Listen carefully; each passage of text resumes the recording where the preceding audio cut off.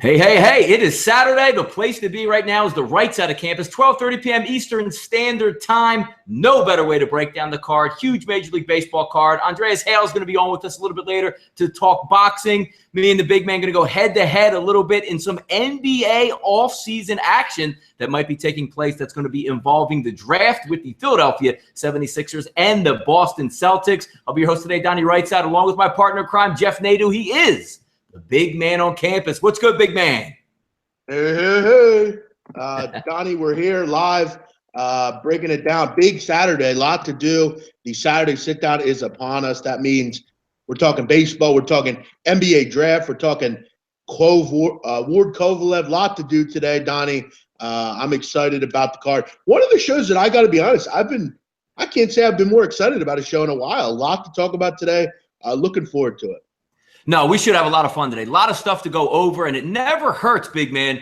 I know, we talk about and break down the card each and every day, but there's very few plays that actually get our hard-earned money on. I'd like to take a look at that for a few moments. Last night had a nice and easy cover, well-deserved with Detroit last night, and Tampa Bay game flew over, I believe, it was either the bottom of the fifth or the bottom of the sixth inning in that one. But it was one of those where you didn't have to watch the rest of the game. I believe 16 runs or so ended up on the board. Just had to get over the 9.5. A lot of my players, Jeff, also had the 10 number. That easily went over. So sitting at 3-1 on the week was fantastic. I know I get your plays also when we email back and forth. Talk a little bit about how your night went last night and overall in the week for yourself, big man.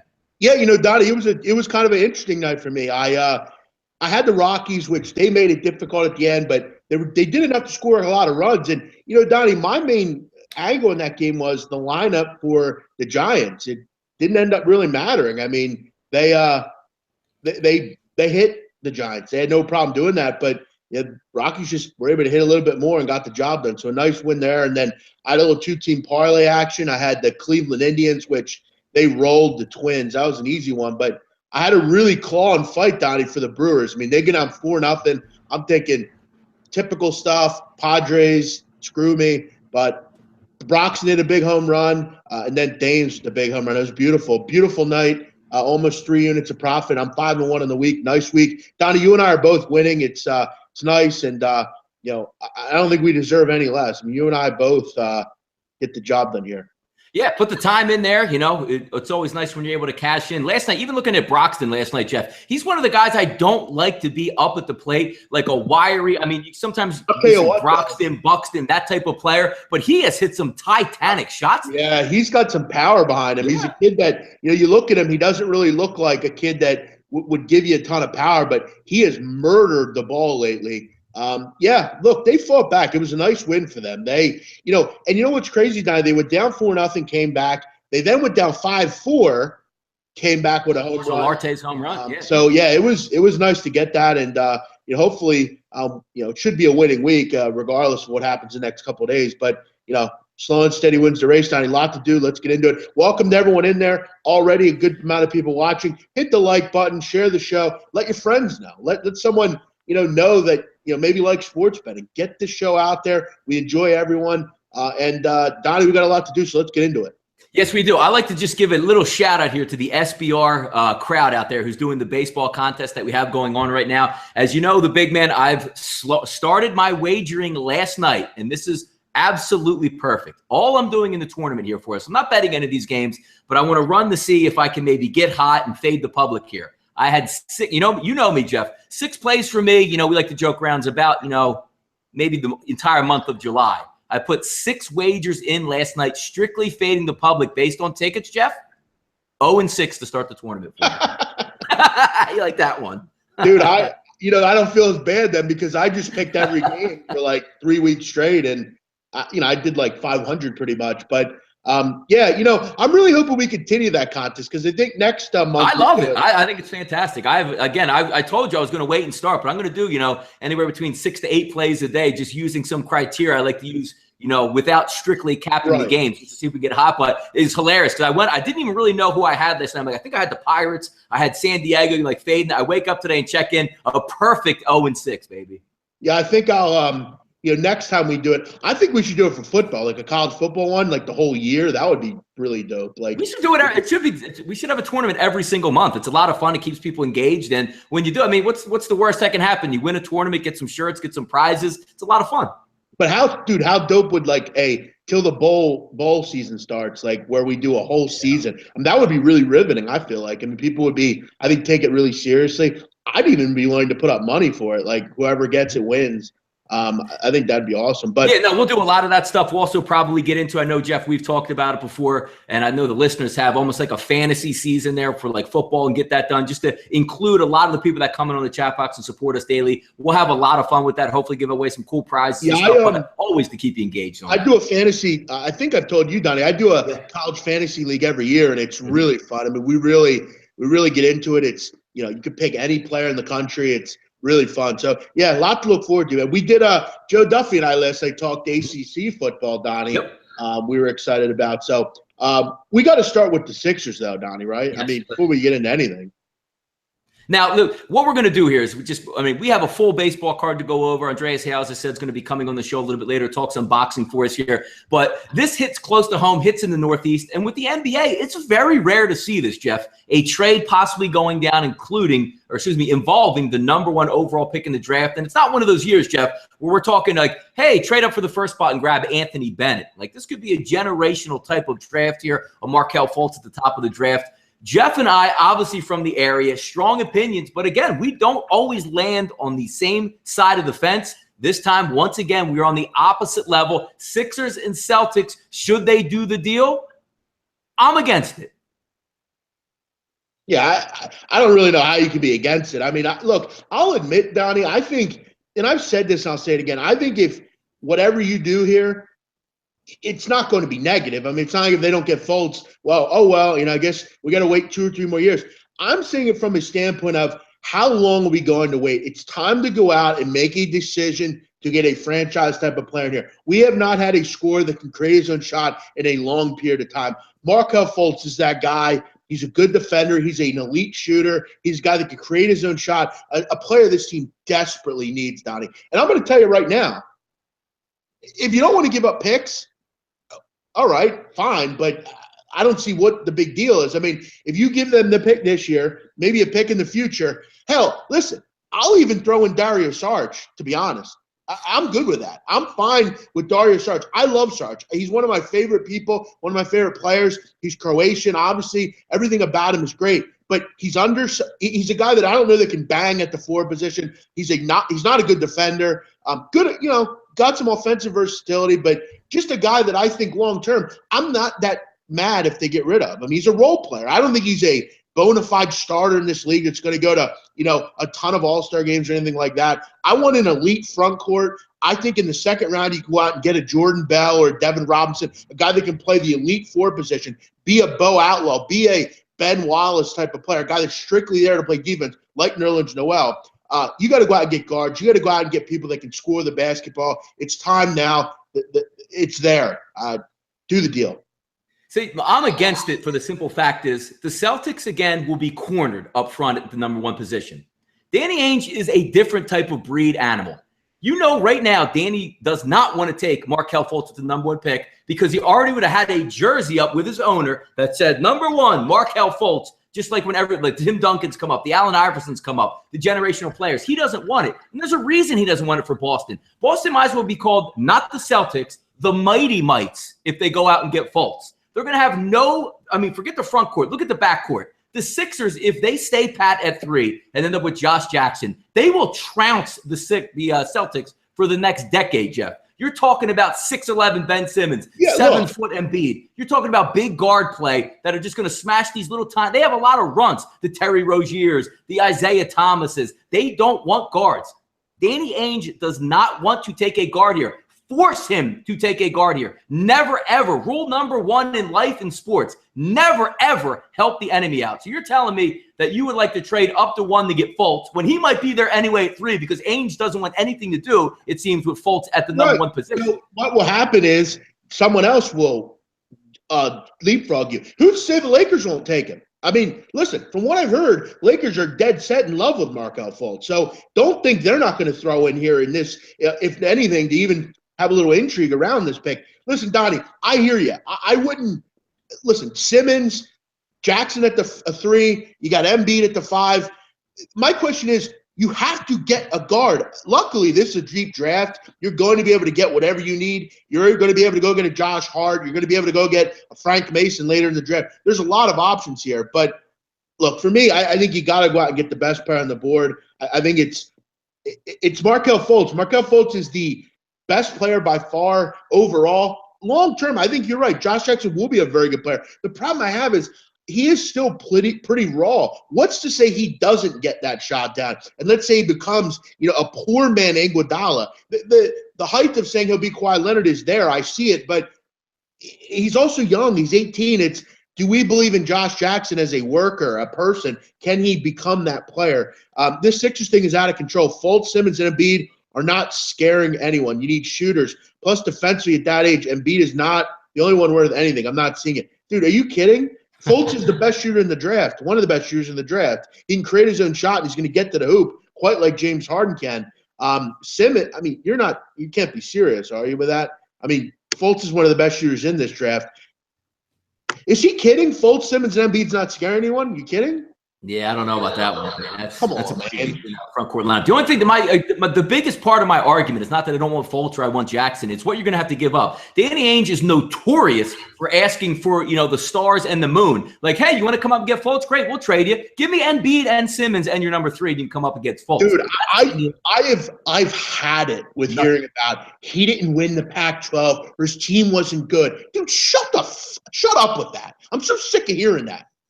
Kawhi Leonard went to San Diego State. They didn't win anything. James Harden went to Arizona State. They didn't win anything. Seth Curry went to Davidson. They didn't win anything. Stop with that. I'm so sick of hearing about that. He was in college for a year. He had to do it. It was required. You really believe if he didn't have to go to college, he would have? Come on. Stop. Stop with that. I'm sick of it. That's a stupid argument. It's a really stupid argument. Because most of the elite players, yeah, go ahead, man. Donnie, every elite player in the NBA right now, did they have lauded college careers? None. None did. LeBron, no, I mean, I don't put that much into it. If you want to, I mean, everybody in this degree of age is set to take down a superstar and look for the nicks and the chinks as opposed to going, into it and saying, I'm going to build the player up. Markelle Fultz is the best talent right now in this draft. There's no question. So how do you knock him down? You say, well, they won 3 games and he sat out and didn't help his boys. I mean, that's what people do in this day and age. I mean, Markelle Fultz, are people saying they don't understand it? I mean, do you people understand that as far as freshmen last year, and there were a lot of very good freshmen, he had the number 1 player efficiency rating in the country. He's got the 16th best ever in the country as far as freshmen are concerned, ever. Come on, stop. Stop with this. Yeah. You people are thinking too much. These people that don't want Markelle Fultz, you're the same people that didn't want Carson Wentz. Sometimes you have to take a shot. You have to go out and make something happen. The time is now. No, I mean, it's a little bit, yeah, I mean, I hear you on that. But again, if the Sacramento Kings had the 1 pick, I would be a lot easier trading it because if you make this deal and you want Fultz and you trade up to 1, you're just empowering the Boston Celtics to run you over the next decade. When you hold the cards with the Simmons and the Embiids and that tiny-ass team up in Boston, you'll steamroll them if you just stay where you're at. When did any of us say Ben Simmons was a shooter? No one said that. Ben Simmons is an elite passer. He's an elite attack the hoop kind of guy. What are you talking about? No one said he's a shooter. And I could care less if Washington didn't win a game last year. I don't care. I don't care whatsoever at that. None. I know what Markelle Fultz did as a 1 player last year. That's all I care about. It's clear Markelle Fultz didn't care, just like Ben Simmons didn't care. None of these kids care. They're one and dones. They don't care about college. Like I said, if they didn't have to go to college, they wouldn't. It's not about where they went. It's not about why they went there. It doesn't matter. College is meaningless to me in this situation. Meaningless. It's time to go out and get the right player. Let's move on to baseball because I'm going to be able to talk about this for an hour, and I know we don't have that kind of time. Yeah, no doubt. Let's get right into it here. We'll keep it as we go right down the rotation. No 12 o'clock baseball today to worry about going after. I don't even think, Jeff, there's one 107 game, which we'll get to, and we'll have plenty Donnie, of time for that. Yeah, what's up, man? Yep. It's also not about being mad or not keeping my cool. I'm passionate about my basketball team. I've seen a team for a long time struggle. I want to win. I want to go back to when I was a kid, going to Sixer games and watch them in the Eastern Conference Finals. That's what I want. It's not me being mad. It's about I want my team to go out and make something happen, not sit behind like we continue to do year after year. It's time to go out and make something happen. I'm sick of tanking. I'm sick of all that stuff. No more tanks, man. Sit at 3. We'll be happy. We'll have a nice brew. We'll go down to the games next year. We'll see Josh Jackson beat the hell out of that tiny Celtics team. We'll have a lot of fun with that, man. Don't worry about it. We'll see what happens. Markel, next up on the docket here, let's get to Major League Baseball on the card today. It's going to take front and center. We have a full card today, Jeff, even a doubleheader that will be in the works. The topic of the day is, again, we should have a topic of the day each day. Mine today, Jeff, you can have your headline real quick as well. What the hell are you doing taking unders? That's my topic of the day. How about you, Jeff, to start the day? What topic? Yeah, my topic of the day is how many 9s and 9.5s and 10.5. I mean, where is the 7.5s and 8s that we want? They're going. Jeff, do you remember back even as far as back as last year's like, oh shit, man, I can't take this game. They're sitting at 9 in this game. 9 is like a dream right now. Right. That's. I mean, I would kill for 9 in some of these games. I mean, it's like it doesn't happen anymore. The last time the Sixers won the championship was 82-83, by the way. They went. Yeah, it's been a long time. They went in 2001 only to lose to the LA Lakers, which we all remember. I was 12 years old, and I was so sad. But yes, that would be the theme. Yeah. The theme every day, Donnie, is these ridiculous totals. Yeah, absolutely. First up on the docket, we'll get right to a ridiculous total, Jeff. 901, 902 on the rotation. Matt Cain versus Freeland. 5,400 tickets have been tracked in this one. 80% of the public, Jeff, currently coming in here on the Colorado Rockies. Line opened up, hey, at 12. Think you're getting a bargain there? Line currently sitting at 12.5 and minus 160 as a favorite to the home team, Colorado Rockies. If you watched last night, even after a Jeff Samardzija home run to put them up 4-1, the bottom dropped out for the San Francisco Giants as the Colorado Rockies pulled it out. But again, even late, a little bit of a comeback there by San Francisco. Still had to hold on. That's just what it's going to take if you're betting games at Colorado. Matt Cain, 6 road starts. Jeff, he can't wait to get to Colorado. Why? 8.40 ERA on the road. Now he's stepping into Coors Field. The guy just doesn't have it anymore. We'll see what happens today. Freeland, 13 starts, one of these young power arms that they use, 3.45 ERA. San Francisco, 12-25 on the road. Colorado now at 9-13. Charlie Blackmon is getting the day off today. So the young kid, Tapia, is going to lead off for Colorado to make an interesting lineup here. The one thing that you're still waiting on, Jeff, here with Colorado, when is Cargo going to get going here? Yeah, that's kind of the big question. He has not had a particularly good season, just kind of really can't get anything going, kind of been in and out of the lineup. But, Donnie, Colorado's won 11 of 15. They've been really continuing to play well. You wonder when this team's going to go away. They haven't yet. They've really played well all year. And, I look for them to continue to play well in this game. The problem is I'm not laying 170 with Kyle Freeland or anyone really in general. I like Freeland. I like what he's done at home. Obviously, being from that area, he's really been positive. He's pitched well in Coors Field. It's hard to do. Not a lot of people can do it. But you look at the Colorado Rockies, Donnie, in day games this year, just killing teams, 20-8 during those games. San Francisco is going the total opposite way. They've lost 10 of 14. You look last night, possibly an opportunity. I mean, Senzatella was decent, not great. You have opportunities here, but San Francisco just continues to kind of piss them away. I'm not interested in Matt Cain on the road. He's had a major problem this year away from AT&T Park. A whip over 2, an ERA above 8 on the road. And look, Colorado's won 8 of 9. They've absolutely dominated San Francisco over the last couple of years. I like the Rockies here. A little too steep for my liking. I'm not really interested in laying the 1.5 either due to the fact that Colorado's bullpen lately has had some issues. 13 also. Yeah, this game has no value to me. I'd pass. Colorado should win, but no real interest. Yeah, Coors Field for me is always a tough one to get after. Jeff, we have on the chat box there, GJ1 Mike. Hey, guys, I know you usually go in order, but could we do a drive-by on the Chicago White Sox Toronto? real quick because the game starts at 1 o'clock. So why don't we accommodate that and slip it down here, Jeff? Roll down and give you a second. I mean, we can try to accommodate it, but I have absolutely no interest in betting that game. I got a couple things on there for us. We can take a look at there. We'll go real quick on that. Pelfrey and Stroman in that game. 5,900 tickets have been tracked. Over under currently at 9. Opened up at 9, so it hasn't changed very much there. And how about this one, Jeff? Stroman at home minus 235 on 5 dimes currently right now. The one thing, Jeff, is that most people see Stroman, obviously, is a good young arm there. A very promising future, has had a good season here. But one would look at Pelfrey, Jeff, and just figure he's one of those Trevor Bauers out there, those Tomlins out there, just struggling, just can't get anybody out. Not really the case this year, not really the case lately, Jeff. Pelfrey's 10 starts this year, 3.88 ERA. His last 3 starts, 2.57. You don't think of Mike Pelfrey and get those type of ERA numbers together when you really think about it. Stroman's 13 starts, 3.09 ERA. His last 3 starts, very good as well, 2.37 ERA. Chicago has struggled on the road at 15-24, but really opened up a can on Biagini last night. Jumped him in right out of the gate. Easy winner for the White Sox. Toronto at 18-16 at home. The one thing looking at that is it's hard to get a feel. I mean, normally you would say a Toronto game, Jeff, at home, you're always going to lean towards the over, anything 9, 9.5 or less than that. But Stroman has the ability to put up shutout numbers out there. We know that Chicago overall struggles against right-handed pitchers, so we'll see how that plays out. But again, keep in mind, Pelfrey is not that gas can that we usually think he is. No, and I actually want to, I know Mike Pelfrey listens to the show every night, so I want to shout him out for a moment. Listen, I was critical of Mike Pelfrey, I'll admit. He's just kind of a guy that overall in his career hasn't really done anything positive. I mean, he's been very average. That's what he's been. But he's made a lot of money doing it.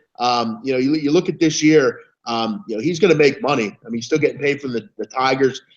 He's been very effective. I mean, overall, he's only given up 4 more runs once this year. You look at lately, 4 runs over his last 3 starts. The only concern you have with Mike Pelfrey is he doesn't go particularly deep into games, and that's been kind of his problem. If he can go if he can give them 5 innings today, I'd be happy with that. Look, for the sake of the show, I would take the White Sox here, honestly. I don't like Toronto. I don't think they're that good a team. Not in love with Stroman either. And I think a lot of people will take Toronto here like they did last night and get burned. If I had to play it, I would take the White Sox. I think they're a better team than people think they are. And I like that bullpen in the back. So if I had to, I would go with the White Sox here. Yeah, sneaky team, the White Sox here with that play, but that's definitely a heavy number, eye-opening. And as you know, I don't delve into games that have that high of a number, somewhere in the minus 200 range. You're not even really getting value on a run line in that situation. I'm not really interested in taking Chicago White Sox versus a right-hander on the road, but we'll see how that matches up there. Don't have too much on the game. Obviously, 71% of the tickets coming in on Toronto in that one, so we'll see how that goes. Jeff, let's get back to some interesting information on some games here. 9:03, 9:04, Arizona and Philadelphia. You preached about it on the show yesterday. Don't even care who the Phillies are playing, who they're pitching, who's going against them. Just the sight of the Phillies being a favorite is just baffling to you, and just go to the opposite way. Phillies had a 4-2 lead in that one, leaked it away as usual. Arizona comes away with the victory. Today, they'll get back on the diamond. That's going to be Godley versus Eichhoff here, over under at 9. Currently 9 across the board as well, since what it opened up actually at 9. Sorry there. Minus 130, Godley opens up as a favorite. It has backtracked a little bit to 5 dimes at minus 120. You can get those prices now. Some particulars on the game here. Godley, 7 starts, Jeff, 2.44 ERA. Eichhoff, 6 home starts, almost a 6 ERA to be exact. That's 5.76. Arizona, 9-4 in the month of June, turning it up a little bit. Philadelphia, not the team that you would want to get up off the mat with, 12-32 after taking the loss. Yeah. Last night kind of figured, kind of went like we thought it would. An over, an Arizona win. I mean, look, when you're getting the Phillies as a favorite, I don't care who they're playing. I would bet against them. They suck. They're not any good. They don't really have any business laying a number to anyone, especially a team in Arizona who I think we've talked about. I mean, are they good on the road? Not particularly, but they're still a way better team than the Phillies, and they're a team that shouldn't really be getting any sort of money against them. Yeah, in this game, I will admit I do have a play on this game. It's not as obvious as you might think, but I do have a play. I wonder, I'm just waiting for Godley to get blown up, really. I think it'll happen at some point. Do I think it's the Phillies that will do it? No. And I'm also saying this, Donnie, eventually Jared Eichhoff's going to win a game. I want to keep this one to myself, Donnie. Do have a play on it, so I'm going to kind of stay away from it. But it is a tempting play for sure in this game, wherever we go here. Yeah, I mean, is it one to say that, I mean, even though looking at the Phillies, I mean, you don't want to go with the moniker saying, oh, the Phillies now are going to have value because they lose so much. I mean, to me, Jeff, a loser is a loser out there. Right. Just overall looking at the team. I know people try to bet the markets differently in that respect and try to catch them on the upswing, but just putting my money on the Philadelphia Phillies, knowing what they do day in and day out. And again, when an organization doesn't care about winning, do you want to, like, if you're betting horse racing, Jeff, and the owner's like, hey, man, we made enough this year with these horses and relax out there. Do you want to put your money on that type of, horse and that type of field? I'm just not interested in taking the Phillies other than taking a look at over-unders in their situation. So I don't have much on the way of a side here. Looking at the 9 in Phillies games, I don't know. Godley's been decent on the road, but if they have a good starting lineup on both sides, can they get it again? Break it down to layman's terms, Jeff. 4 runs for each side here. Is that going to be too hard to ask for? Yeah, I don't listen. I think both pitchers will give up runs for sure. I mean, both those bullpens aren't particularly strong either. Yeah, I wouldn't be looking under in this game. No. Yeah, no, I hear you on that. Let's keep it moving next. Maybe we'll get some extra information to the Dodgers picking up a nice win yesterday, Jeff. On the round table, you've been stumping out there for Alex Wood and how well he's pitched. Another fantastic effort for the youngster there for the Dodgers. They pull it out. I believe that game ended 3-1. A little bit of a threatening situation in the 9th inning. I believe a leadoff double where a man was on second base, but Kenley Jansen quickly shut that door. Today we're going to have the lefty on the mound, Ryu for the Dodgers, and Wojciechowski there for Cincinnati. Over-under opened up at 10.5. Jeff currently sits at 10.5. Now, last night, that was a lower-scoring game. That also sat, I believe, Jeff, at double digits at 10 or 10.5. Easily went under in that situation. 64% of the public backing the Los Angeles Dodgers here. Line opened up at -143. Currently sitting right around that 150 range if we're taking a look from betting a side aspect here. Let's get into some particulars on this game. Ryu has 10 starts this year, Jeff, 4.75. Last week, 4 runs over 4 innings, on June 11th versus the Reds. Both these teams matched up in L.A. not too long ago. Wojo's 3 starts this year. He has a 6 ERA overall, 5 innings, 4 earned runs on June 10th versus the Dodgers. So both of these lineups very familiar with each one of these pitchers, seeing them so close together. The Dodgers 17-16 on the road, very dominant, as you know, at home, but not so much on the road. And again, Jeff, one of these stats that we keep picking up this week, Cincinnati 3-13 now versus left-handed pitching after losing last night to Wood.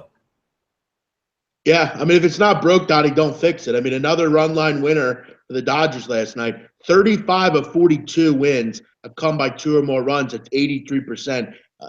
A stat that you just can't fix, Donnie. It is what it is right now. I'm not looking to step in front of it. And today, I don't really see it as a situation where I won't in this game. Ryu is – look, I'm not in love with Ryu. He's no Alex Wood or Kershaw for sure, but I think he's a guy that will have some success against a lineup that does struggle against left-handed pitching. We've talked about that before. Wojciechowski's a guy that I'm not sure belongs at this level. They'll continue to ride the string out with him until people get healthy. Look, Homer Bailey's on the DL. Descalafini's on the DL. They kind of have to go to people like this. It is what it is. I'll continue to back the Dodgers until further notice on the run line. Though, if you like them, throw them in a parlay. It's probably a good play. Listen, the Dodgers are just good. I don't know what else to say. And the Reds have lost 7 in a row, Donnie, during that time, hitting just 227. So you're getting them at a good time here. If this is going to be where Ryu bounces back, I think this would be a good spot for him. So I would lay the run line. Yeah, let's see what type of lineup the Dodgers sport out there today, because looking better and better. I know Gonzalez now still having those back problems, but they can run a lineup out there where 4, 5, 6 guys can go deep at any time. So Dodgers, I mean, look to buy and buy and buy as they go on, because Jeff, at the trading deadline, they're probably going to even bolster their team even more. So one of those teams that looks like that front dog going to challenge, like, Washington should be a good series setting up. But again, looks like a little bit of a mismatch here, pitching match-wise, where even though Ryu hasn't been that good, you're right, he's probably the slightly better pitcher. And again, Cincinnati struggles with left-handed pitchers, very documented throughout the season. We even saw it last week when I had a couple games betting the Reds versus the Dodgers. Sometimes just that ineptness, one would hope they would break out here. A nice hitter's ballpark. We'll see what happens in that one. Next up on the Dodger lineup, Utley, Seager, Taylor, Bellinger, Jock Peterson, Grandal, Forsythe, Puig, Ryu. Not bad. So, not bad. Yeah, not bad at all. I'm not that concerned with Gonzalez not in the lineup. Still plenty of It's tough with the Dodgers too, Jeff, just getting back to taking a look at that bullpen there. Same thing with last night. What you look for when I bet totals is obviously you don't want a team that has the ability to come in and be a shut-down bullpen. The Dodgers have. I know their bats are hot, but typically they get decent starting pitching backed up by a good bullpen. Always hard for me to factor in a Dodgers total going over the over in most circumstances. Even with the Dodgers bats, you're going to put money on Ryu. Yeah, I am. I mean, I think Ryu's a way better pitcher than Wojciechowski. Ryu's been a very good pro for the most part.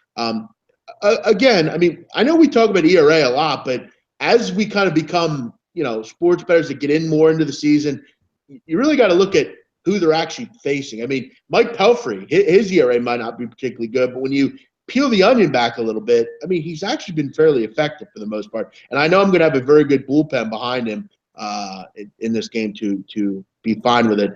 The pitchers don't really mean much to me here. I would take the Dodgers no matter what. Yeah, no doubt. Keeping it moving on here. 907, 908. We'll go to San Diego, Milwaukee. Those Milwaukee bats continue to stay hot there. Very nice hitters ballpark. Looks like the roof is going to be opened again. The one thing I do caution here on Saturdays, when the roof is open at that, 3 o'clock time frame, which you're looking at Central Time, there are some shadows if it is sunny that casts over the mound for a good portion of that game. Not to say it always factors in, but just something that you might want to think about. It's usually good news with an over a total situation when the roof is open, lets in the humidity. That ball really flies out of Miller Park up there, but just be a little bit leery there. These starting times in the afternoon on Saturdays sometimes do cast some shadows. Lamet and Anderson on the mound today, a 9 as an over-under. Bet up to 9.5 at Pinnacle. Looks like 9.5 at 5 dimes. You'll pay a little bit of juice if you want to take that under. Minus 155, Anderson opened up, Jeff. Currently sitting right around in that low 50s range. We're going to get to some information and impressive numbers here on Anderson in just a few moments. If we take a look at the game itself, Lamet's 2 road starts, Jeff, not good at all. A 9 ERA. That's not going to bowl well facing this hot Milwaukee lineup here at home. If we take a look at Anderson, Jeff, 13 starts of the year, very unheralded. 2.83 ERA. If you want to look at his 6 home starts that he's had this year, Jeff, in a hitter's ballpark, 1.69 overall. San Diego 10-23 on the road after losing again last night. Milwaukee 2-7 on Saturday. I don't know if that really matters too much into it, but it's just an interesting stat. But Chase Anderson this year, fantastic so far.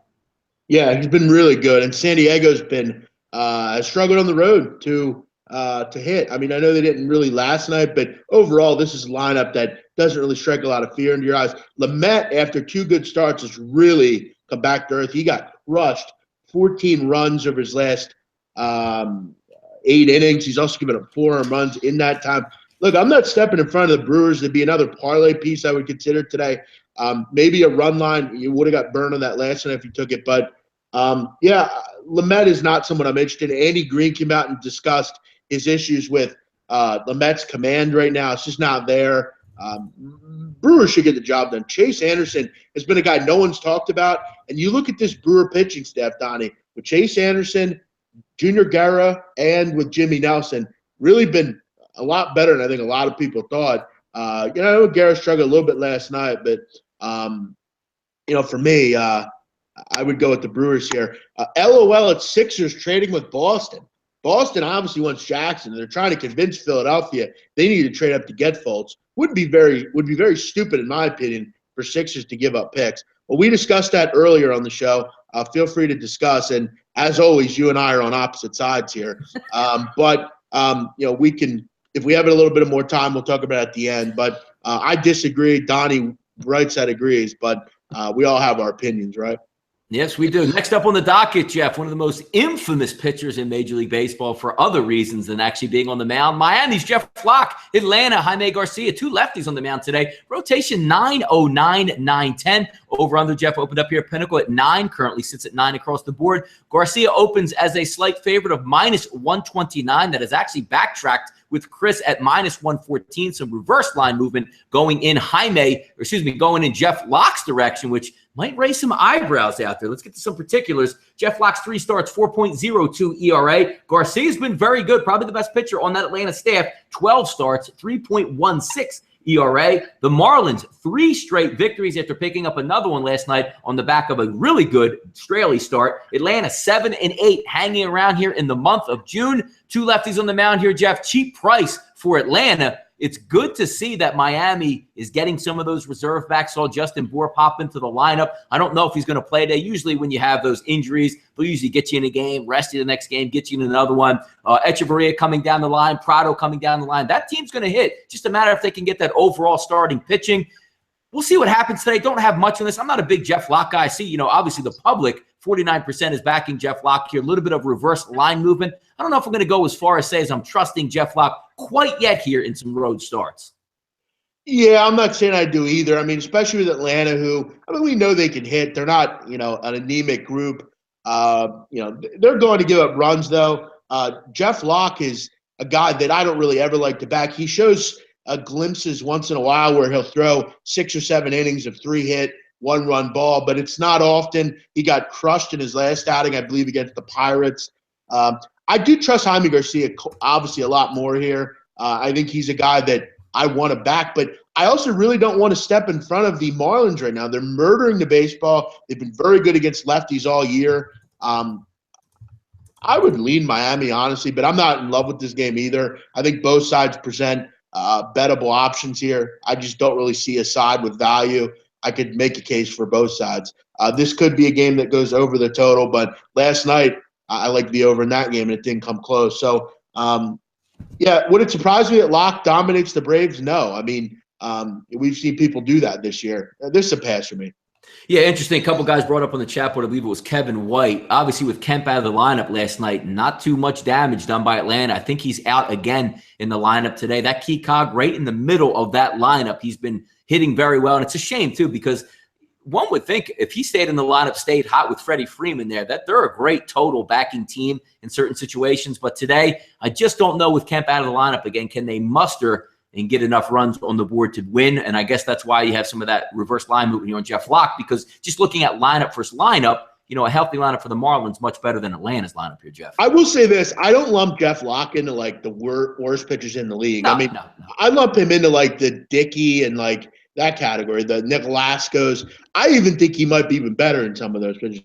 I think he has talent. I just think, he's moved around a lot, it seems like. He seems to play for all these different teams. But, yeah, overall, he's not been terrible this year. I would back Locke here. I think the lineups are better. I don't think Locke's as bad as people think he is.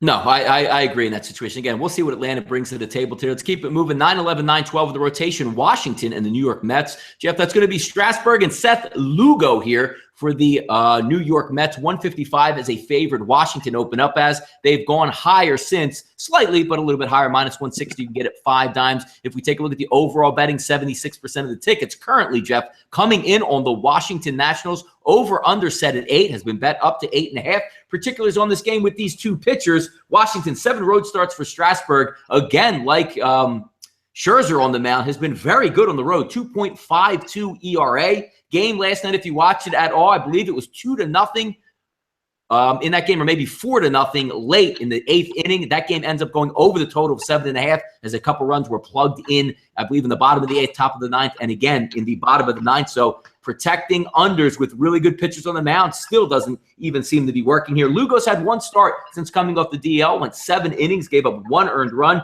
Washington 23-12 on the road. The Mets 6-15 versus teams with a winning record. Who's next to go on the DL? We'll find out today with the New York Mets, Jeff. Yeah, you look at the Nationals, they've outscored over the last 3 games the Mets 38-10. They've really owned them over the last, several games. Look, Strasburg's been surgical. 11 of his 13 starts has given up 3 runs or less. The Mets can't hit at home. You look at this team, a stark contrast between on the road and at home. Just really can't get anything going offensively at home. Against Strasburg here, I think it's another game they will lose. I don't know about not getting another overrated Mets pitcher getting too much respect. The line is, 165? Yeah, it's not, and it's on the road. Yeah, I don't know how much respect that is really. I don't think Strasburg commands 200 prices. I just on the road, yeah, exactly. Yeah, I just don't think that. I think this price is right where it should be. I think the money's going the right way here. Again, another price I'm not one to lay, especially with that bullpen. But I do think at the end of the day, the Nationals will win. Could be a good parlay piece, but the Nationals, every time I put them in a parlay, they lose. So I'll stay away from them. but they should win. I'm not. Lugo had one start. He was he's very good in that start, but I believe it was against the Atlanta Braves. This is a totally different lineup. Lean Washington, but I'm not going to lay this type of price. Next up on the docket here, Jeff, maybe a game you might be interested in because I know this is one of your favorite pitchers in Major League Baseball. 9-13, 9-14. We're going to go Cubs and Pirates in this one. Jake Arrieta versus Ivan Nova opened up a -134 in the favor of Arrieta. Has since been backtracked there. Chris to -119. Pittsburgh with Nova opens up as an 8 as a total, bet up to 8.5. Double juice at Chris, currently showing a 9 in that situation. We know how good Ivan Nova has been this year. Let's check into some numbers here to see how Jake Arrieta stacks up. 8 road starts, pedestrian effort this year out of Arrieta. 5.20 ERA. Nova's 13 starts, Jeff. Very respectable, 2.83 ERA. The Cubs, 13-18 on the road, even with the comeback victory yesterday. Pirates, 8-2 on a Saturday. Again, I don't know how much that helps, but it's just an interesting number. They seem to play well on Saturday. What are you going to get at the plate from Pittsburgh? The one thing you can probably assure of is Ivan Nova is going to give you a quality effort today. Yeah, he has all year, Donnie. He's been old reliable for the Pirates. And look, at home, I mean, he's definitely a guy back either wherever he is. But the Pirates are starting to hit a little bit lately, Donnie. They've been able to score some runs. The Cubs are 13-18 on the road, people. They're only hitting 229. Jake Arrieta struggled. The shell of what Jake Arrieta was last year, it's just not the same pitcher. He's had issues all year. It just is what it is. Nova all year, 2.83 ERA in 13 starts. He's going deep into games. For me, though, I'm going to go first 5 with the Pirates here at +105. I think it's a very good play. I'm getting +113 at 5 dimes. I like that play. I mean, obviously, at worst we push and we get our money back, but I think the Pirates can do enough here against Arrieta. I don't love the Cubs. I've made that clear. I don't like their lineup. I'm not in love with Arrieta. I think the Pirates can scratch out a couple runs. I do want to understand what exactly Clint Hurdle's doing in the bullpen. I really don't understand this night after night. Either Rivera's your pitcher or he's not. I'm not really sure what your closer's doing at this point. You take Rivera out, you bring in Tony Watson, he gets absolutely crushed yet again. What exactly are you doing in the bullpen? I'm not wanting to worry about that bullpen. I would go with the Nova and Pirates first 5 here. Yeah, he's been pretty strong there. Certainly one to that's a game's going to take place a little bit later today at 8:15 p.m. But I do agree with the bullpen. Once you pull, Jeff, and we look at it all the times, when you pull the closer out of the closer's role, he's obviously demoralized. You put him again in a high-pressure situation last night, and he got just rolled over in the 9th inning. So definitely questionable to see how they're going to stack up. But again, that's just managers being managers out there. I mean, we could talk stupid baseball players and stupid managers to our faces blue. One would be Malik Smith of the Tampa Bay Rays, but that's for another day, another time. Let's keep it moving here, Jeff, on the docket. 2 o'clock p.m. start today. It's going to be Merritt and Wilk. Game 1 of a doubleheader. Cleveland and Minnesota. -133. Merritt opens up as a favorite. Backtrack to -121 at 5 dimes. 10.5 as an over-under. Currently sitting at 10.5. Jeff, 2 pitchers out there with not much of a timeline. Merritt's 12 AAA starts. I mean, he's not really shutting it down. A 3.84 ERA. Wilk's first start for Miami, very pedestrian. 4 innings, 5 earned runs. So don't showing the ability yet to get anybody out. Cleveland 18-14 on the road after an easy winner last night. Minnesota, wish they could play every one of their games on the road. They struggled at home at 14-21. I don't really know. Again, we talk about this time and time again on the show, Jeff, both me and you. It's hard to cap double headers just for the mindset overall of the game and who you like. But good luck if you said, hey, man, I really spent a lot of time capping Merritt and Wilk today. Yeah, I mean, look, since 2014, Adam Wilk in the minors has allowed 291 or better to opposing teams. He's sucked. He's not any good. He shouldn't be in the majors like Dick Turley shouldn't be either. Like we said yesterday, he has no business in the major leagues. Neither does Ryan Merritt. Ryan Merritt has struggled as well in minor league outings. I think this is a total shit show here. I think we see plenty of runs. This game could go 3 or 4 hours. I think both these pitchers will struggle. No Lindor today for Cleveland. At 10.5, I would go over the total. Both these pitchers really just in this game because it's a doubleheader. They have no business at this level. 2 major league lineups should score some runs up these 2 teams. I would take the over here. Yeah, got some decent weather there too, Jeff. Looking around the game time there, 80 degrees, wind blowing out about 9.5, dead center field. So always a good sign if you're looking to back overs in that situation. I mean, Donnie, with those, go ahead, man. when you have a pitcher and you're in the minor leagues, the goal is to, like, obviously when you start out, in single A or double A, you might have some trouble or whatever. Wilk has been the total opposite. You're supposed to get better over your career. He's gotten particularly worse. Since 2010, he was pretty effective.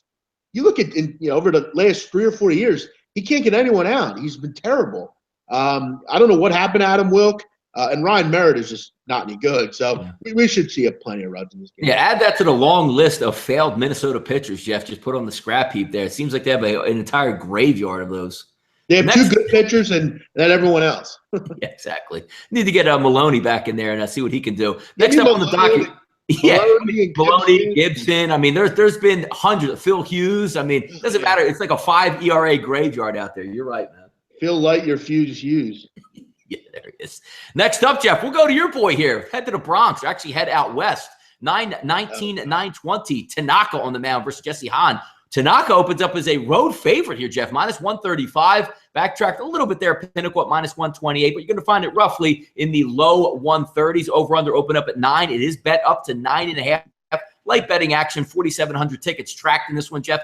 80% of the public are backing Tanaka today with the Yankees. Yankees last night ended up losing again, Jeff. I know you're going to spend a couple minutes here talking about their bullpen, but the bullpen, couldn't hold up. A lineup that I thought actually was the Yankees' worst lineup of the year hitting-wise was still able to get you 6 runs. You got to be able to pull out a winner. If we take a look, Tanaka here, Jeff, 13 starts, 6.07 ERA. Last 3 starts, 6.75 ERA. So it's not getting better for Masahiro Tanaka. Hahn, 10 overall starts, not bad, 3.46 ERA, but his last 3 starts, Jeff, leaking a little bit of oil at 5.54 is the ERA. New York, 14-12 versus teams with a losing record. We've talked about it before, how well they play, Jeff, versus teams with a winning record, not so much with a losing record. Oakland, 20-13 at home. The only time to back Oakland is when they're at home. Let's see what happens today, but Tanaka certainly doesn't put a lot of confidence in me if I'm a Yankees backer today. No, and for the first time this year, the bullpen has not put any – this is the 4th time in 4 games the bullpen has blown a game for the Yankees. It's something we haven't seen this year, and it's something that is going to happen. This bullpen couldn't continue to pitch well all year, but unfortunately, it's happened on the road. It is what it is. I don't know what else to say. I'm not interested in the Yankees right now. I don't want to bet them in this current little funk they're in. The offense hasn't been a problem, Donnie. It's Tanaka, it's the bullpen, it's just inability to close games out. I would probably look over, Donnie. I again, if I had to get involved with it, I don't like betting against Hahn, though. I think he's a decent pitcher.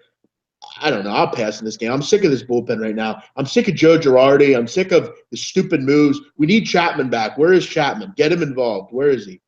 By the way, Vitalis says in the chat box 100 degrees in Oakland today. I'm getting a look, and it says 80 degrees and clear. So I'd like to clear that up and see if that's actually 100, because that is kind of rare for that Bay Area to reach those type of temperatures. But I'm getting a little bit different reading there on that. I think Vitalis is up smoking that Cali Kush way too early.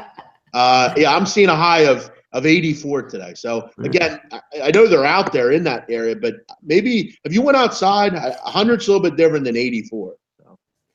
So I'll keep an eye on that one. I would like to see that. I don't think it's possible that Northern California. That's a good point, though, Marino. I don't think it's physically possible for it to be 100 degrees. So I think that's one of the, oh, my God, it's like 100 degrees today. It's not. Yeah, exactly. Yep. So for you, it might be 84, but for us, that's not hot. So. Next up here, Jeff, we're going to go to a decent pitching matchup, one would think. Tampa Bay and Detroit, 921, 922. It's going to be Archer and Fulmer, -105. Basically a pick'em game opening out here. A little bit more money coming in, stacking up. Looks like -111 now currently towards Archer's favor. Over-under opened up at 9, currently sitting at 9. When you think Chris Archer, you think lockdown pitcher. Fulmer's had a great year, one would think. Let's get into some of the particulars here. 6 road starts for Archer, Jeff. Very pedestrian, 4.35 ERA. Fulmer, 6 home starts, 4.71 ERA. So a little bit different than obviously what they're going through this year. Tampa Bay 14-20 got rickrolled, as you would like to say, at home last night. Detroit 18-14 overall. Will the bats continue here in Detroit to hit? Is Tampa Bay going to show up? Interesting to see if Steven Souza plays that. I know he rounded second base or first base and put up a little bit with his hamstring, but Tampa Bay was just out of luck early in that one. hitters came to the ballpark, even with V-Mart out of the lineup, who struggled a little bit this year for Detroit, pulled away an easy victory and an easy over. I'm interested to see which pitchers come to play with, but if you're a Chris Archer guy, it's very rare to see him somewhere around a pick 'em in any game situation. Yeah, I like Archer here. I would take them in this spot. I think as far as the pitching matchup, I think Archer's the better pitcher. Michael Fulmer has struggled lately. Last 3 starts, he's gotten batted around a little bit. That bullpen obviously has some trouble as well. And their lineup is hit or miss. I mean, it really is. I like what I can get out of Archer much more than I can get out of Fulmer. I'm sorry. Yeah, I don't have much in this game, but I think Archer's a slightly better pitcher. You're not getting much here, though. This is a game I'll have no interest in. It's a clear pass for me. Yeah, not too much from me on the docket there. I don't know. You're right. I don't know if I'm going to get either one of them, but always not a fan of going against Archer in most situations, especially something in the way of you're only going to get Detroit at home, not even get too much of a price back on it. So we'll see how that one figures out. Over under at 9 sounds about right. It is Detroit. They do hit, and we'll see what happens in that game. Next up, 9:23, 9:24, Seattle and Texas down in Globe Life. Gallardo versus Perez, the lefty. Perez actually opened up as a favorite of 119. Jeff actually bet higher to 129 if we're looking here at Pinnacle. Over-under is 11. Bet up to 11.5. So some protection coming in here from the wise guys and Vegas here to give them a little bit of a cushion. 11.5 outside of Coors is always kind of funny to me. Gallardo, the last 13 starts that he's had this year, 6.11 ERA.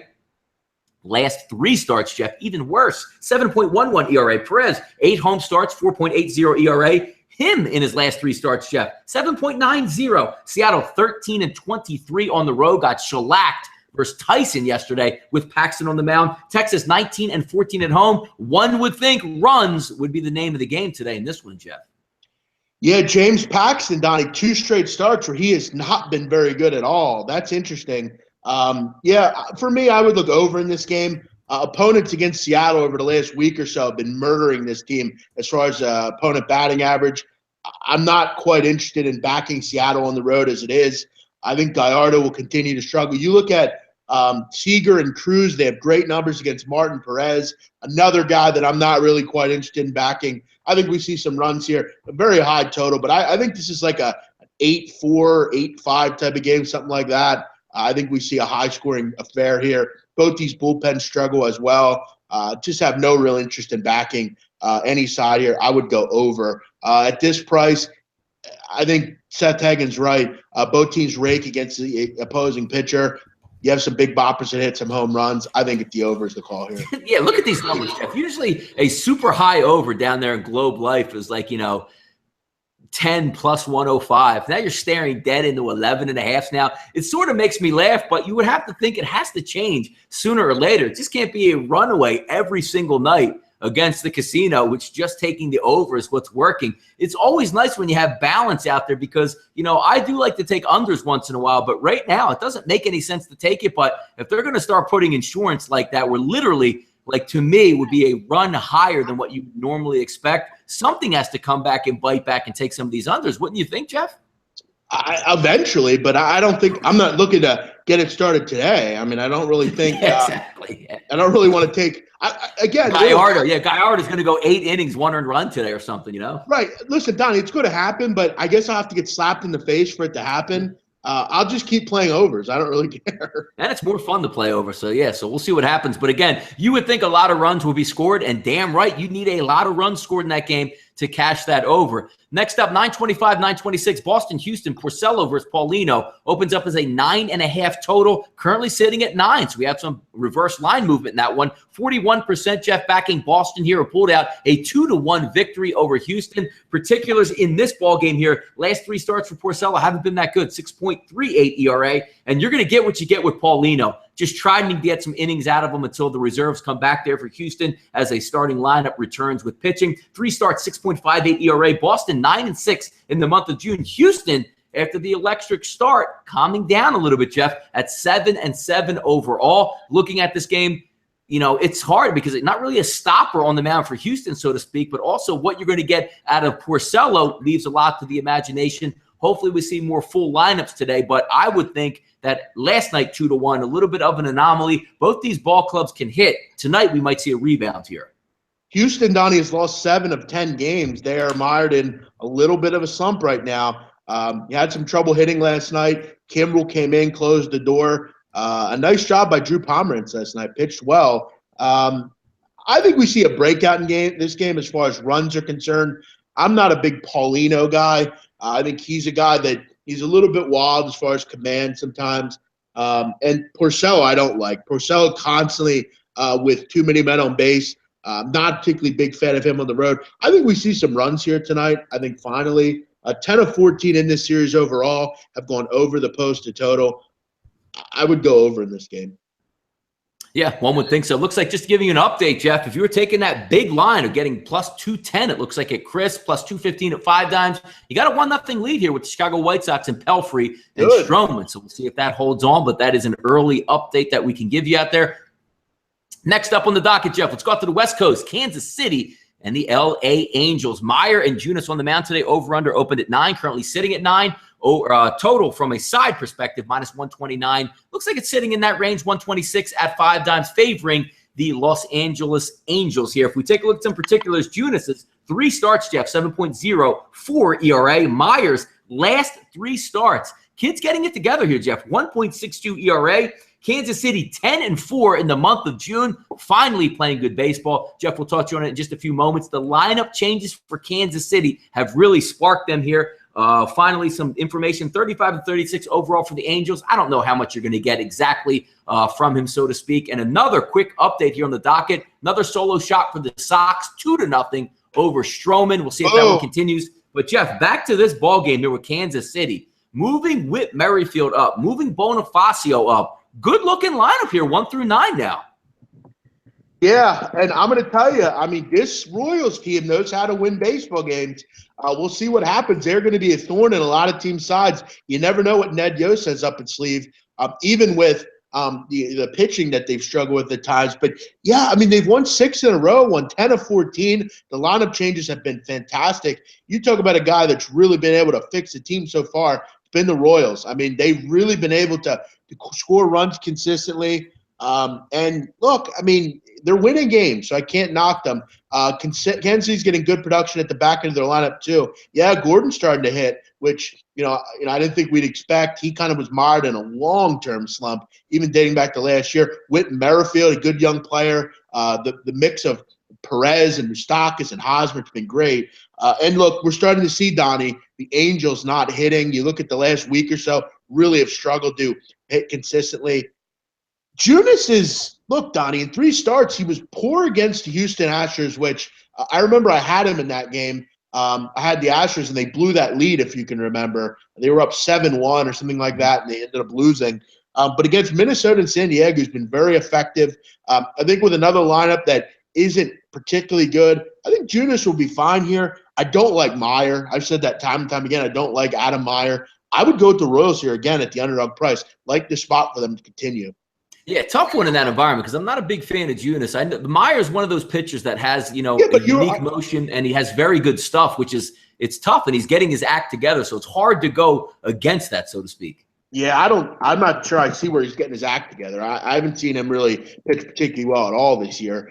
His last 3 games, he has under a 2 ERA. It's probably got a good 18 innings under it. Right. No, look, I hear you on that. But Junis has been equally effective. I mean, I know he had – if you look at his ERA, it's going to tell a different story. But he had 1 outing where he gave up 7 runs, and the other 2 he gave up 3 and 2. So, yeah, I mean, look, Meyer, though, he shut down the Yankees, which is impressive.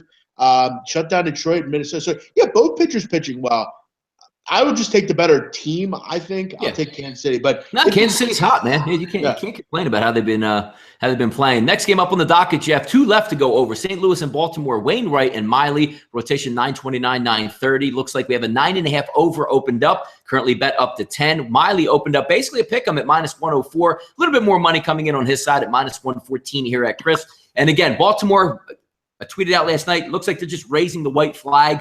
Not even competitive last night in that situation. Wainwright coming on the road, maybe the perfect tonic for that situation to get back on track. 6 road starts, 7.28 ERA. Miley's last 3 starts after having a very good opening start to the season, 8.25 ERA. St. Louis struggling in the month of June at 6-10. Baltimore 5-10 in June. Usually when they get back to home, it's their sanctuary. They start hitting. They got rolled last night, and I joked about it on the roundtable this week. Just picture that 747 in midair where both engines going out. That's what looks like to me Baltimore is doing right now, Jeff. Yeah, I mean, they've lost 8 of 9. I guess they're going to win eventually, Donnie, right? I mean, I got to tell you, I think this is the spot they do it in. St. Louis has struggled against left-handed pitching all year, hitting just 212. Wainwright's been a mess on the road. And look, Miley's been very good at home, Donnie. In 6 home games, an ERA just above 2. I would look to back the Baltimore Orioles on the first 5 here. I think they come in, get the job done. You're probably going to lay about 120 there. I don't know the exact price, but that's where I would go in this game. I think Baltimore gets the job done here in the first 5. Just a kind of a spot that I like them in. Donnie, I'll also point out the last and final game, that Indians and Minnesota game. I want to kind of see what happens in the first game before we venture into that one. Mejia against Clevenger. You want to see lineups. Obviously, I would probably lean Cleveland in that game just because of Lindor will be healthy and he won't play in the first game. Cleveland could very well win both these games.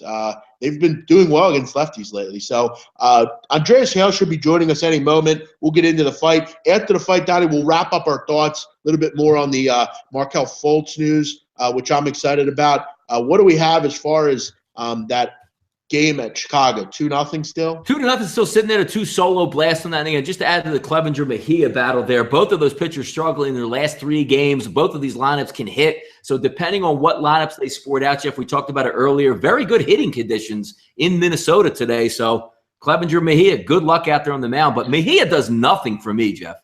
I mean, again, it just gets back to the old adage. If Mejia goes 5 innings and gives up 4 earned runs, that's about what you're probably going to get, right? Yeah, you add him to the group of pitchers that struggle for the Minnesota Twins. I mean, that's just what you have. Mejia is not a guy who puts a lot of fear. I like Clevenger. Clevenger has had spots this year where he's not been effective, but I think overall he's a good pitcher. I think overall long-term he's going to be a better option than Bauer or Josh Tomlin. I like Clevenger, and I think this might be a good spot to maybe look into the Indians here. And really, Don, to be honest, does it really matter what happens in the first game? It's going to be a shit. No, yeah. The only thing I want to see in that first game, Jeff, is if they go back and forth. I want to see if it's a closer game where the Indians have to use their bullpen. Like, you're going to get up your closer for both games in one day. That might be a key ingredient, because the second game, depending on how the first game goes, you might see them just say, hey, look, Clevenger and Mejia, you have to go 6 innings no matter what happens, and that tends to lead into the over. But again, I'm more worried about taking overs with the actual bullpen coming out of Cleveland. If they have to use 2 or 3 key bullpen cogs, that second game, you might be looking total there and can get away with one. Yeah, I mean, you look at that bullpen, it's very good. I mean, Brian Shaw and Allen and Andrew Miller, I mean, very solid bullpen. Mm-hmm. I'm going to venture to think they're going to say to Wilk, look, I mean, if we're down 6-0 in this game, we're just going to keep him in. I mean, you got to do what you got to do. You got to preserve your bullpen. You're not going to bring a bullpen in, if this game's not a one, you know what I mean? You know how bullpen. Yep, I know. Yeah, that's why it's so important. I'm not big on double headers, but there can be some value depending on the situations that happen there. And again, you'll find that as the day goes on. I actually wish either one of those games, Jeff, if they had those 2 starters, there was only 1 game, because that would be a stone cold over for me in those. If you're just saying full lineups and we have Merritt and Wilt going at it, what's the over-under? I think this is a wild game, game 1. It's like an 8-6 type of game or something. And then I think the game 2 will be a little bit more preserved. Mejia might get hit, but I think Clevenger will be particularly good. We've talked about it, Donnie. The Twins have not been effective at home. They're a totally different team at Target Field than they are on the road. So, again, keep abreast to the lineups, keep abreast to the pitching situation. As far as me, though, I mean, the games that I'm looking at, I am looking at Baltimore first 5. I think there's some value in that game. I really do. I'm honestly looking at this Cleveland game second half. We'll see what happens with the lineup here in game 2. I think Texas-Seattle is kind of high scoring. Brewers, Dodgers, the same old usual suspects, Donnie. So we'll wait for Andreas Hale to call in here. Should be calling in any moment. Obviously, Google Hangouts can be a pain in the ass once in a while. But after that, we will just give our final thoughts on the weekend and the NBA stuff. Big man on campus looks like he woke up from a Devil's three-way. I don't know what that means, but Doesn't sound no. good. I did not wake up from a Devil's three-way. Someone asked what our plans were today. My plans today are I got to go buy some gifts for my father for Father's Day. By the way, Donnie, happy Father's Day to you. Yeah. My favorite day of the year. Father's Day is every day in my house, Jeff. Yeah, and I am going to give a little diatribe at the end on Father's Day. But I got to do that. And then I think I'm going to go to the Borgata and play a tournament later. It's not really that nice here. It's cloudy, overcast. Yeah, it was rainy. It was rainy when I woke up here, yeah. Yeah, hopefully maybe that'll burn off here. We'll see what happens. So a couple of lineups, though, coming out early here, Jeff. Looks like if we take a look at Philadelphia and Arizona, typical lineup for the Phillies and their Saunders actually going to get to sneak back in and actually get a game here. But, a couple things peeking through. We'll keep an eye on a little bit later. Andreas Hale joins us now from Champions Fight. He's a senior editor at Champions Fight, a Yahoo contributor, and the co-host of the Corner podcast. He's been everywhere. We've seen him on VSiN. We've seen him all over the place. He's at all the big fights. Andreas Hale, thank you for joining us. How are you? I'm all right. Thanks for having me. Yeah, always good to talk to you, one of my favorite fight people in the business. We have a good fight here tonight, Andreas. Obviously, if you follow boxing, you know how good Sergey Kovalev and Andre Ward are. Ring Magazine rates them number 1 and 2 in the world. Let me ask you first, do you agree with that? It's close. Maybe 1 and 3. You got maybe Golovkin somewhere in there. You got Vasyl Lomachenko. But they're definitely 2 of the top 5 pound-for-pound fighters in the world. Right.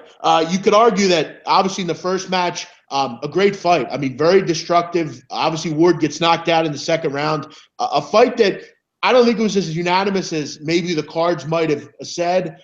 Your thoughts just quickly on that fight, Andreas. I want to know what your thoughts were there. Well, interesting enough, I had an even round, so I ended up scoring that fight a draw. And I couldn't see it was a coin flip. Either way, it could have won. I don't think it was a robbery, but Kovalev claimed robbery. But I thought it was a really, really good fight. Sure. Ward pulling himself off the canvas and fighting his way back into that fight, slowing Kovalev down, was an excellent fight. And for people that maybe don't know much about Sergey Kovalev, obviously he's kind of had a destructive path. I mean, he took out Bernard Hopkins. Many argue is the most lethal puncher in the world. I mean, very powerful, a tough Russian. Obviously, we know that kind of background there. But I think, Andreas, the interesting thing about this fight, and obviously being a second fight, is who will obviously pick themselves up for this fight more. Obviously, Ward's gonna, he's a smarter fighter, he's a more tactical fighter. He'll make the necessary changes, obviously being the better overall fighter. But those Russians with that, obviously the motivation to come back and just kind of prove everyone wrong. This is obviously a fight, very close call. You look at the line, I mean, Ward at minus 130-ish, Kovalev, a small underdog. It's hard for me to pick a side here. I think Ward is a slightly better fighter. I think he's, obviously, like you said, the smarter fighter. I think he'll make 1 or 2 more necessary tweaks. I think maybe Kovalev might go all out and get caught or something. I would say UD for Ward. What are your thoughts here? I agree with that. The first fight, I actually picked Kovalev. I thought his punch volume would have made the difference. But Ward has this very great strategy of, adjusting mid-fight and slowly making his opponent's punch output go down. And you saw that in the Kovalev fight. You see that in every fight that he's had. He makes the necessary adjustments. I think Kovalev has a lot of work to do to win this fight. If we look at it, it was a close fight, but he put Ward down, but he couldn't finish the fight. So he's going to have to finish it. To beat him, I just think Ward is not a much smarter fighter, because Kovalev is very underrated for his boxing ability. But I think Ward has all the necessary tools to force Kovalev into a fight that he doesn't want to fight, which is a low-volume, low-output fight. A lot of clinching, a lot of things that you don't like to see. It's basically Floyd Mayweather without the flashiness of a Floyd Mayweather dodging a punch and a shoulder roll. Ward is technically sound. And so I would agree with you. Unanimous decision victory for Ward tonight. Yeah, I mean, overall, I think you're getting a really good price. It's not often, Andreas, you're getting prices like this in boxing. It's very much few and far between. But obviously, I think in a rematch like this, you always want to look to the smarter fighter, the guy that will make the necessary changes. Kovalev's just not raw, but he's a guy that would just go and brawl and go all out. And I don't know that against a fighter like Ward that's going to work particularly well. I agree with you wholeheartedly. I think Andre Ward's the play here. I think you make a little money on this late night. I think it's the choice you have to make. And if I can remember correctly, they haven't scheduled any sort of third fighter, have they? No, right? No, there's no rematch clause for this fight, so this is pretty much it for Sergey Kovalev. And I've been around him all week, and he's not been a very happy camper. He seems very focused on the fight. I just don't know how that emotion will translate into the energy for this fight. He could have an adrenaline dump like he did the last fight. You never know. Sure, and you mentioned he hasn't been able to finish a Ward off. And look, I mean, we can argue Andre Ward's the best fighter in the world, so it's going to be difficult. I don't think it will happen. It'll be surprising if it does. I'll give Kovalev all the respect in the world. I mean, he's been able to really kind of elevate himself here, but I just think I just don't know that he's on the exact plate of where Ward is. We'll see what happens, though. Great breakdown as always, Andreas. You're going to the fight tonight, right? Yes, I am. Very good. Quickly, before we let you go, we'll obviously talk to you at length about this. We've talked to you. We've talked, Donnie Wright said, to Al Bernstein a couple weeks ago about the Floyd Mayweather-Conor McGregor. That hadn't been decided at that point. Just kind of on the surface,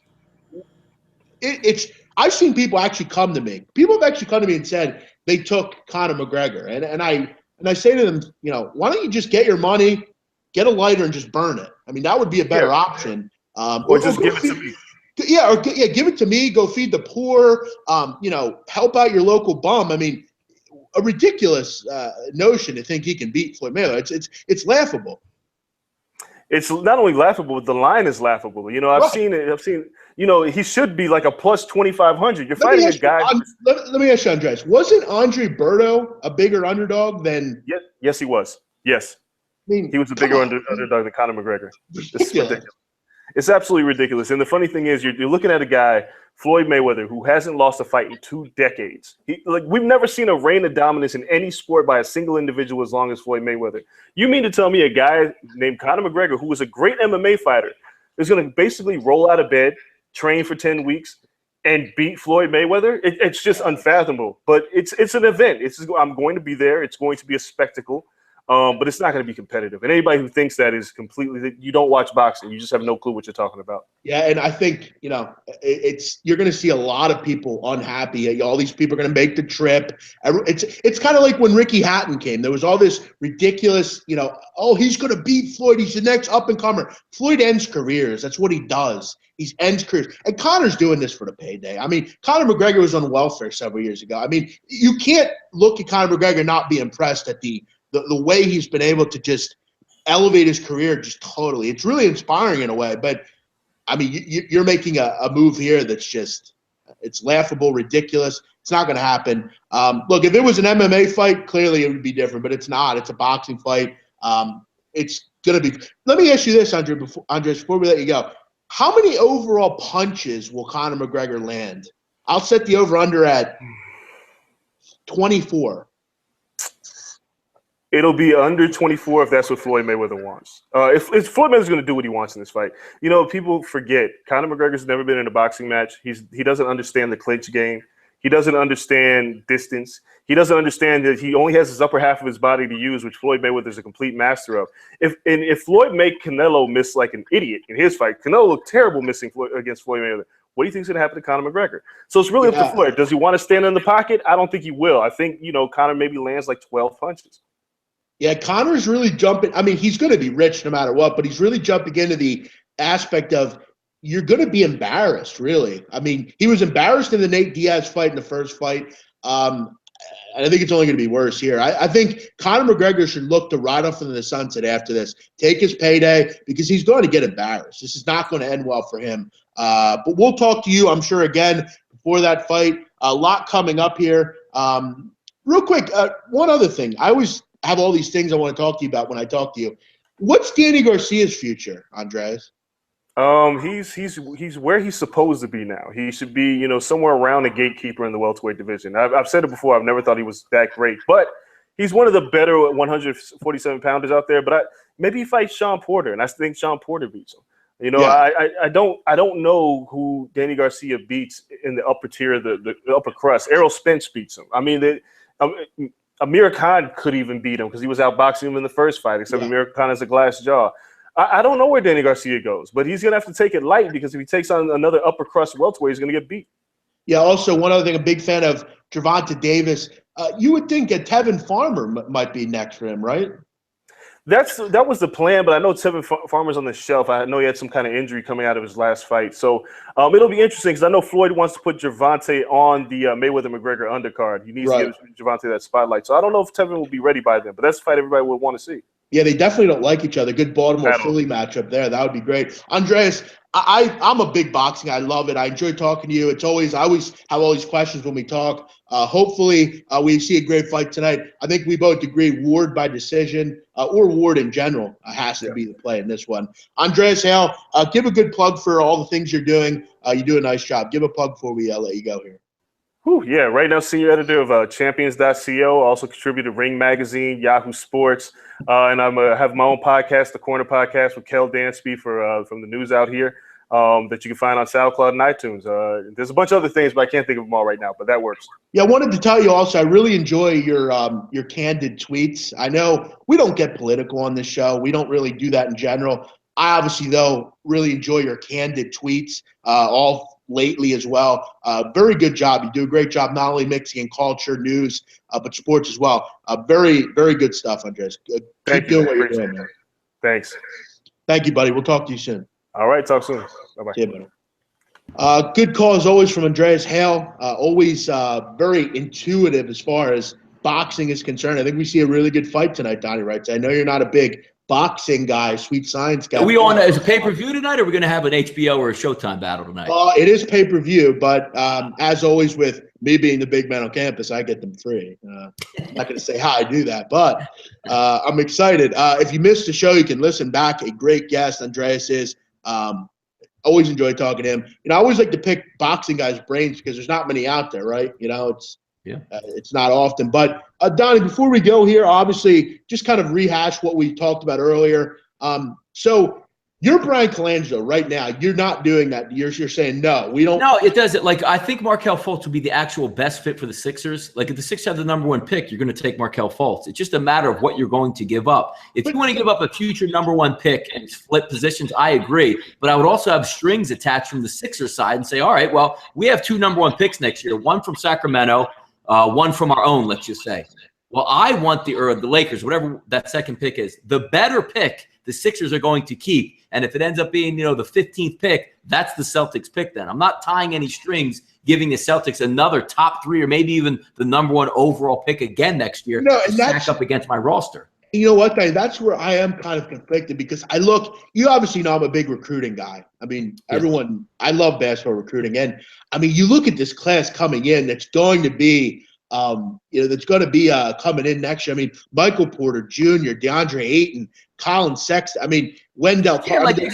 Jeff, just feeding off that point for you. Like Michael Porter, let's just say the Sixers have Sacramento's pick. Sacramento stinks. They win the lottery. And they're like, damn, Sixers would have had the number one overall pick to take Porter. Oh, he's going to the Celtics. Yeah, I mean, and as well, I mean, you look at just the amount of kids next year, Mohamed Bamba. I mean, there's so many options next year. This draft next year is going to be really deep. I mean, I don't know if Bamba will come. He probably will come up, but there's going to be plenty of people coming out next year. It goes back to the notion of how long are you going to tank for? I mean, I don't know. I think if you're the Sixers, Donnie, what would be a situation where you would do a trade? What would you want in the trade? That's what I would do. I would give you a first-round pick next year, but you get the lesser of the picks that whatever the Sixers have. So if the Sixers end up with 3 first-round picks next year and the worst one's 21, that's what the Celtics get. So what if I told you could give them? So you want the Kings pick next year? You definitely want that, or not? Exactly. Like I want these strings on it. I want almost to be like what the Sixers had with Sacramento this year, where we get the pick flop. What about we'll decide which one we want? What about the third pick this year and Saric? Mm-hmm. No way. I would never. Saric's going to be a 12, 13-year player that's going to be really solid, and he's cheap as hell for 5 years. I would never give Saric up. He can't defend. It doesn't matter. I mean, he's a really good NBA player. But what exactly are you doing? Are you gonna? So you want to draft Josh Jackson because you want to be that stalwart front court, but you don't have a wing player that can defend. You're talking out of two sides here, Donnie. You want Josh Jackson to cover one side, but the other side. Yeah, but they don't have to play on the same court. I mean, let's just say Saric comes off the bench and gives you 25 minutes a night. I mean, he's one of the best 6 men in the league. Who's your starting for? Thiago Splitter? I mean, come on. Donnie. I mean, it's not going to be. You don't know how that's going to line up, but you just can't. You can't fortify the beast on the Donnie, opposite that's side. why you take care. You get Fultz as your starting guard. Yeah, but again, I completely agree with getting Fultz. You do not help the Celtics, though. That's the whole point of it. If the number one pick was with Phoenix and we traded with Phoenix, fine. You don't ever have to deal with them. But why would you stack your own division rival against you? But it's ludicrous. But you're going to have to deal with them anyway. It doesn't matter about. Yeah, but you don't make them better, though. Danny Ainge doesn't want Fultz. Force him to take Fultz. But they're going that little mighty. I'm telling you, it gets back to the point where the mighty, tiny Celtics will get obliterated by the monster Sixers for a decade. Don't help them out. They're going to do it regardless, though. They're going to do it with someone else. Yeah, but exactly. If you're going to do it regardless, you tell Danny, good, give Danny Ainge a second-round pick then. Say, yeah, we'll take him off your hands. Well, okay. He's a second-rounder. Then don't do it. They're going to do it regardless, and then we're going to be ass out. Look, I love Josh Jackson, but you can go and get a 4 in the second round that, No, Josh Jackson is the 4. Forget the second round. Then we have 4 second rounders. 4 second rounders to the Celtics. Here's what I'm saying, though. You take Josh Jackson. I don't care about Robert Covington. Get rid of – if you take him, he's your 3, Josh Jackson. But if you don't take him, you still have a good defender in Covington, a guy that can shoot still. You go in the 4th round. You get a big power forward. Josh, listen, I'm going to tell you right now, Jordan Bell, other than the first round, there are 3 or 4 people better, but overall, he's one of the better defenders in this draft as far as defense. You go out and get a guard. That has to be your biggest thing. Donnie, I remember last year you were talking to me. I could have sworn you told me we need to go out and get guards. I mean, you do need guards, but it all comes at a price. Like in poker, Jeff, if you have pocket aces, do you just go all in as soon as you get the pocket aces? No, you got to play the system out. If you have the 3rd pick, you're going to get a really good player. And why would you get a really good player and then double down and tell your opponent who you're going to be fighting with in the same division for the next 10 years, here, we'll take that player off your hand. Oh, by the way, we're going to really stack your team up. No GM can be out of their mind and be that stupid, especially when Danny Ainge doesn't want Fultz. Force him to take Fultz at 1, and then we can all laugh at the Celtics and their mighty mites out there. Yeah, well, they're not mighty mites, though. I mean, they're going to be the tiniest team in the backcourt that you ever. They're going to have Isaiah Thomas, Fultz, Rozier. Leave them up there. And the Sixers and their 6'11" movements up there will beat the tarnation out of that team. Right, since it's such a big league. I mean, since so many great bigs have won national. I mean, who did the Warriors have? Loaded. The Celtics are begging to get bigger in the front court. Begging for it. Don't help them out. Take Fultz and just beat the hell out of them for the next decade. And it'll be hilarious to watch. Okay. Big man getting destroyed. Yeah, I'm getting destroyed. I'm making a case that we shouldn't go up and get Markelle Fultz. I mean, I would love to get Markelle Fultz. If Markelle Fultz was sitting there 3, take him. If we had the number 1 pick, I would definitely take him. But there's no way you help the enemy. You never. It's like going to war. We're going to fight China. Hey, China, take our best electronics. Regardless. What are you talking about? The enemy. Come on. Cleveland's going to go out and do it. You don't ever help your own division. Every year in your own division, would you trade a quarterback to the Giants? If you had a backup quarterback and the Giants were like, hey, let us have him, you'd be like, dude, give me 7 first-rounders. How about that? You never help your own division. It's ludicrous. Okay. I mean, I'm not really worried about what they do. They're going to do it anyway. Big man, where do you have Jason Tatum going? Let me look at my mock draft here, bro. I'll do that for you. Should I bust that out, Donnie, and tell him where Tatum's going? He seemed to be moving up the board. I should have Jason Tatum going to the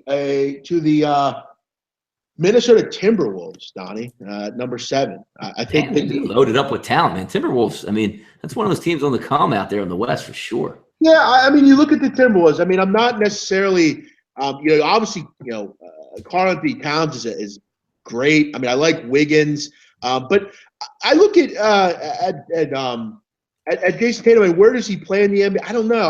I could see them maybe moving to Towns to I don't know. The Timberwolves are a tough team. I think you could put Tatum really at the 3, at the 4. I don't know. I mean, do you really trust Shabazz Muhammad and Zach LaVine? I don't know. I mean, I think he's a fit there. We'll see. I got to really kind of make some changes to the upcoming draft here. That would be nice. Yeah, Wiggins, Tatum, Towns. That would be really nice. So, all right, Donnie. I got a feeling that tomorrow morning we're going to have the number 1 pick. We'll see. Where does Fox play in the NBA? He's not a good passer and can't shoot. Yeah, from what I heard, he killed the workout for the Sixers. I don't know if you heard that, Donnie. Yeah, he's going to be good. I think he's going to be a really good NBA player, man. I do. I really do. Yeah. Anything? We'll actually get into the NBA next week. I actually, Donnie, have a guest joining us on Wednesday night. He's a producer at WIP, has a couple different podcasts. So we're going to talk to him. I'm not going to tell who that is yet, but he's a good guest. I chatted with him last night, doing some good things in Philly radio. So we'll chat with him about the state of the NBA coming up next week. But Donnie Wright said, I agree. To disagree with you, I can't say I agree with your standpoint here. And I don't think a lot of other people do either. But I have heard people that do agree with you. So we'll see. We have our opinions. But I want to go out and get the best player I want. So. That's right, man. I would agree. But, yeah, we got to get some capping in here for this Major League Baseball card today. Been a fun show, action-packed, almost an hour and a half hanging out with you fellas here on Saturday. Hopefully we helped you out today. You might be able to make a play, maybe win that wager there. Father's Day is tomorrow, so good luck out there to all those fathers. Oh, yeah, that's right. Happy Father's Day. And just go ahead and leave that on that point there, Jeff. Go ahead, man. Yeah, shout out to you, Donnie Rightside, good father. Thank shout you. out to all the fathers. I don't know who's a father on the chat. I am obviously not, but my dad told me a lot about life, a lot about the world, and he's given me a lot of great things to, opine on, and he's always kind of been supportive of what I'm doing, So, yeah, my dad, Donnie, I don't know if I've ever told you, my dad, he grew up poor. I mean, he a lot of kids in the family. He didn't go to high school, kind of built a business, taught me a lot of good things. A lot of people say to me all the time, well, you could go and work for your dad, which you're right, I could. My dad has a very successful business. Both my parents do. And I get that joke a lot, go work for your mom or whatever. I don't, though. I've actually made my own way and did my own thing.